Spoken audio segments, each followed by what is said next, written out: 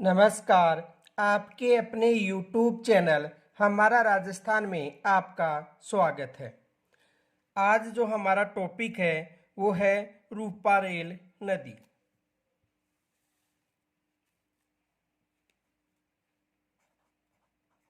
रूपारेल नदी आज का जो हमारा टॉपिक है वो है रूपारेल नदी।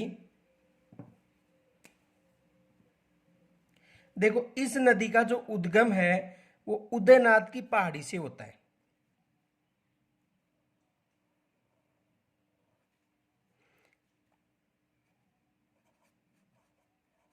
उदयनाथ की पहाड़ी उद्गम कहाँ से होता है? उदयनाथ की पहाड़ी से होता है। और यहां से होने के बाद में ये अलवर में बहती हुई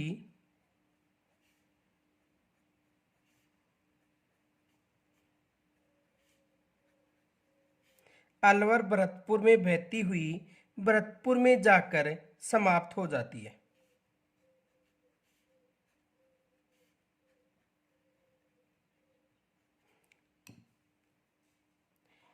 तो उदयनाथ की पहाड़ी कहां पर है?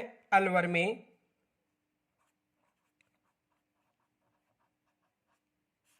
और इसका जो बहाव क्षेत्र है वो अलवर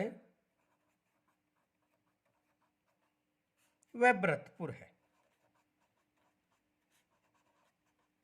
इसका जो बहाव क्षेत्र है वो अलवर व भरतपुर है। और भरतपुर में कुशलपुर नामक स्थान पर जाकर समाप्त हो जाती है। कुशलपुर नामक स्थान पर जाकर क्या हो जाती है? समाप्त हो जाती है। और ये कुशलपुर कहां पर पड़ता है? भरतपुर में। तो इसका उद्गम उदयनाथ की पहाड़ी अलवर से होता है। अलवर व भरतपुर में बहती हुई कुशलपुर जो भरतपुर में है वहां पर जाकर क्या हो जाती है? समाप्त हो जाती है। और भरतपुर में इस नदी पर सीकरी बांध निर्मित है।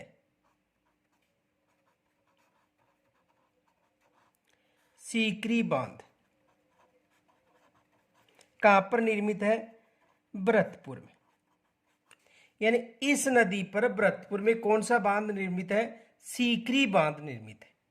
और इस जो नदी है इसका जल मोती झील के जल में भी उपलब्ध कराया जाता है। ये विशेष याद रखना कि जो मोती झील है उसमें भी इस नदी का जल ले जाकर डाला जाता है।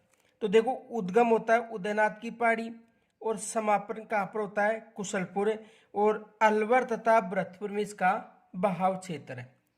और स्थानीय लोगों के द्वारा इस नदी को वराह नदी भी कहा जाता है।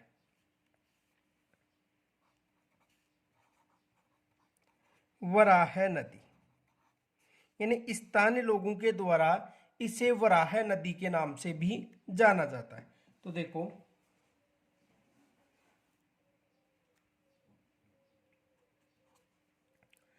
रूपारेल नदी को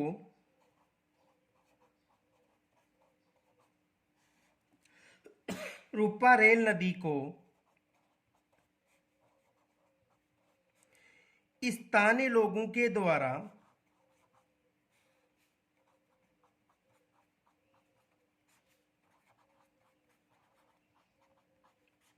वराह नदी कहा जाता है।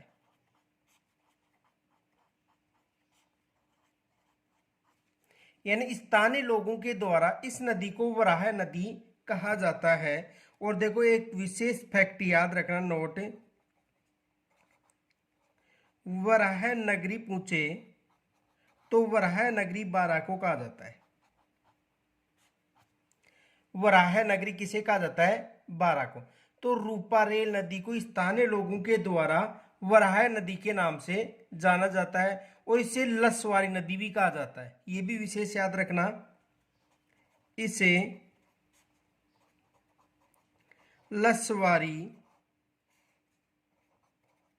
नदी भी कहा जाता है।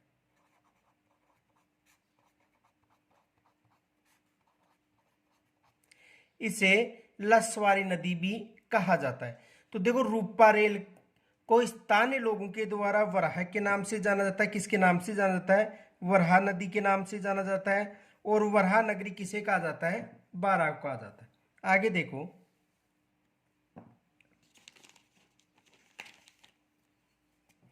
इस नदी का उद्गम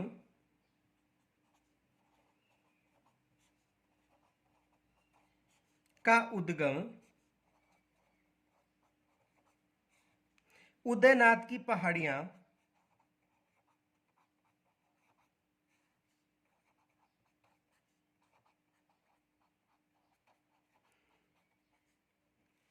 और उदयनाथ की पहाड़ियां कहां पर है? अलवर से होता है। यानी इसका उद्गम कहां से होता है? उदयनाथ की पहाड़ी अलवर से होता है। यहां से, यानी उद्गम स्थल से, यहां से यह नदी,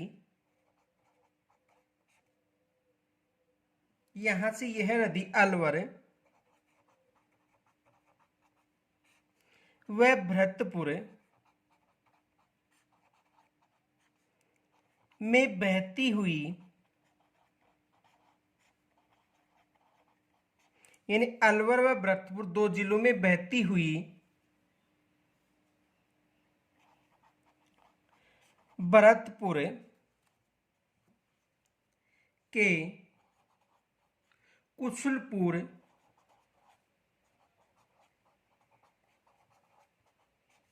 नामक स्थान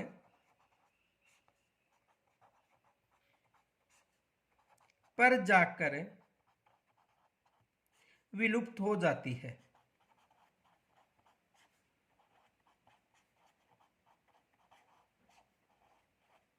तो इसका भाव केवल अलवर व भरतपुर में है। आगे देखो,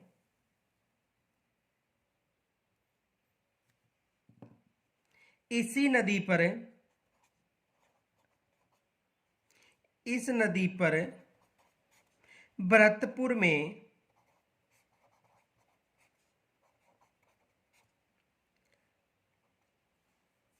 सीकरी बांध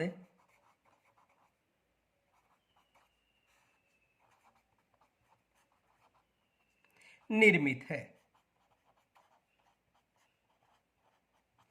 यानी इस नदी पर भरतपुर में कौन सा बांध निर्मित है? सीकरी बांध निर्मित है। एग्जाम में ये प्रश्न पूछा जाता है कि सीकरी बांध किस नदी पर निर्मित है। देखो, एग्जाम में यहां से प्रश्न बनता है, सीकरी बांध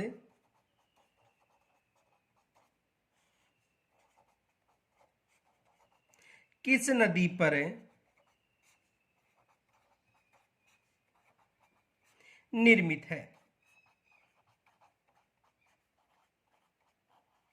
सीकरी बांध किस नदी पर निर्मित है? तो देखो, सीकरी जो बांध है वो किस नदी पर निर्मित है? रूपारेल नदी, ये भी नाम आ सकता है, यह आपको मिल सकता है रूपारेल, नहीं तो लसवारी नदी या वराह नदी।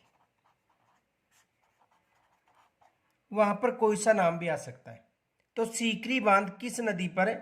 रूपारेल, लसवारी या वराह, और कहां पर निर्मित है?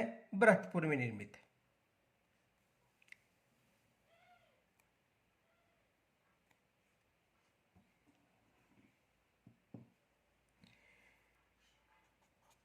इस नदी का जल, इस नदी का जल मोती झील के माध्यम से,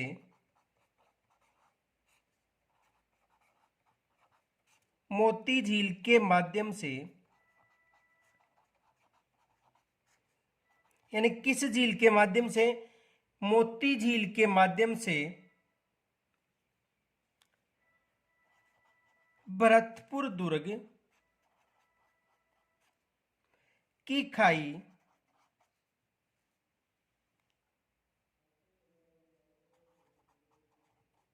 में जलापूर्ति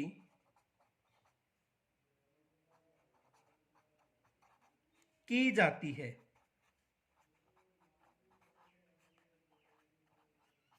यानी कहने का मतलब है कि जो भरतपुर दुर्ग है उसमें इस नदी का जल भी ले जाया जाता था।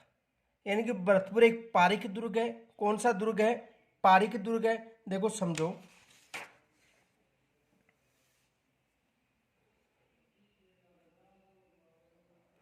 ये भरतपुर दुर्ग है।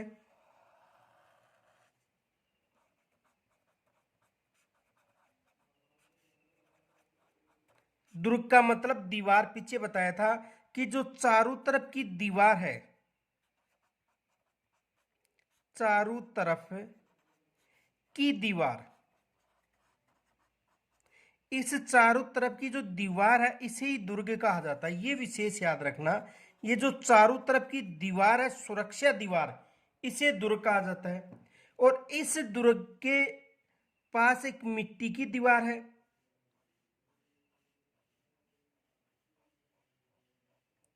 ये मिट्टी की दीवार है और यहां पर एक खाई बनाई गई है। और इसमें किस नदी का जल लाया जाता है? रूपा रेल का। किसके माध्यम से? मोती झील के माध्यम से। तो यहां पर यदि दीवार फिर जल हो और फिर एक सुरक्षा दीवार और हो तो इसे पारिक दुर्ग कहा जाता है। पारिक दुर्ग। यानी देखो, यानी कहने का मतलब चारों तरफ जो सुरक्षा दीवार है उसे दुर्ग कहा जाता है। फिर इस दीवार के चारों तरफ एक खाई बनाई गई थी और खाई के चारों तरफ एक मिट्टी की दीवार बनाई गई थी। इस कारण से मिट्टी का दुर्ग भी कहा जाता है। यानी दुर्ग दीवार हो गई। देखो, यदि किसी की सुरक्षा के लिए चारों तरफ जो दीवारें बनाई गई थी उस समय, उसे दुर्ग कहा गया। और इस दीवार के पास में खाई बनाई गई जिसमें जल भरा जाता था और वो जल रूपारेल नदी से लाया जाता था। किस झील के माध्यम से? मोती झील के माध्यम से। और उसके बाद में एक मिट्टी की दीवार बनाएगी। इस कारण ऐसी जो व्यवस्था होती थी उसे पारिक दुर्ग कहा जाता था। और ये जो मिट्टी की दीवार है,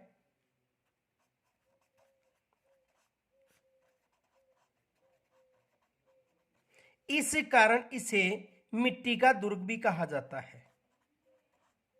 मिट्टी का दुर्ग, इसे मिट्टी का दुर्ग भी कहा जाता है। तो देखो, यानी कहने का मतलब है कि इस नदी का जल मोती झील में लाया जाता था और मोती झील के बाद, मोती झील से इसका जो जल है वो भरतपुर दुर्ग में लाया जाता था। यहां तक समझ में आ गया होगा। आगे देखो,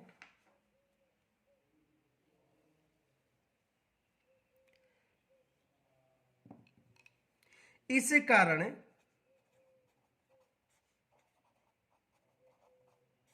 मोती झील को, मोती झील को भरतपुर की लाइफ लाइन कहा जाता है। भरतपुर की लाइफ लाइन कहा जाता है।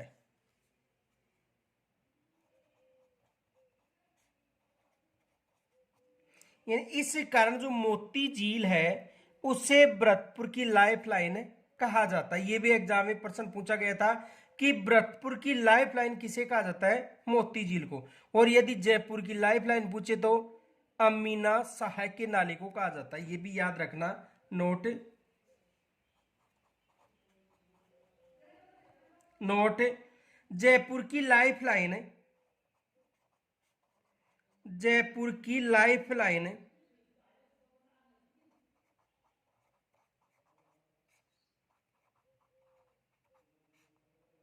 जयपुर की लाइफ लाइन अमानी सहाय के नाले,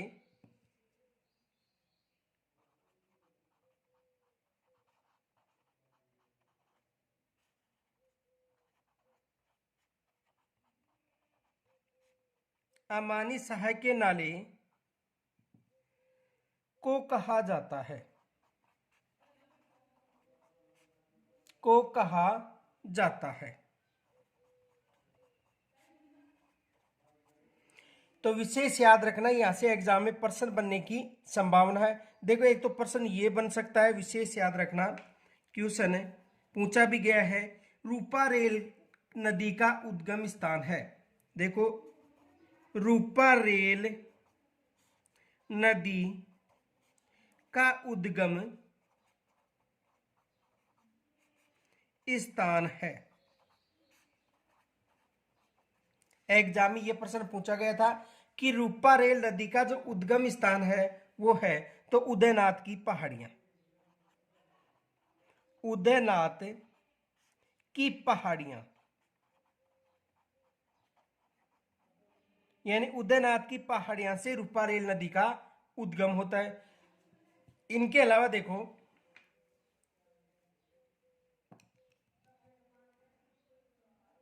ये भी आ सकता है, भरतपुर की लाइफलाइन किसे कहते हैं? भरतपुर की लाइफलाइन किसे कहते हैं? तो भरतपुर की जो लाइफलाइन है वो मोती झील को कहा जाता है।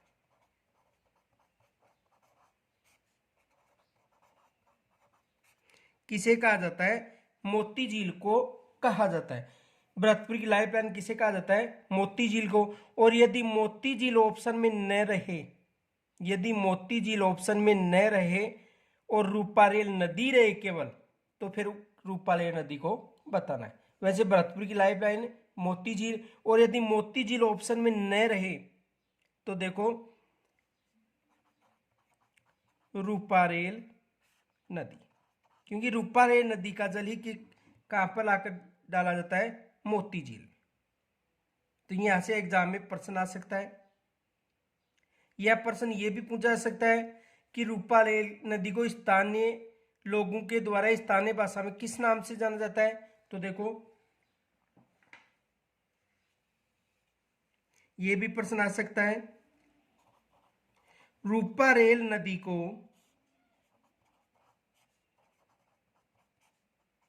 स्थानीय भाषा या स्थानीय लोगों, एक ही बात है, स्थानीय भाषा या स्थानीय लोगों में किस नाम से जाना जाता है? जाना जाता है। तो किस नाम से जाना जाता है? वराह के नाम से, वराह नदी के नाम से। यह विशेष याद रखना। तो यहां तक यदि कोई समस्या हो तो कमेंट्स के द्वारा जरूर बताना। धन्यवाद।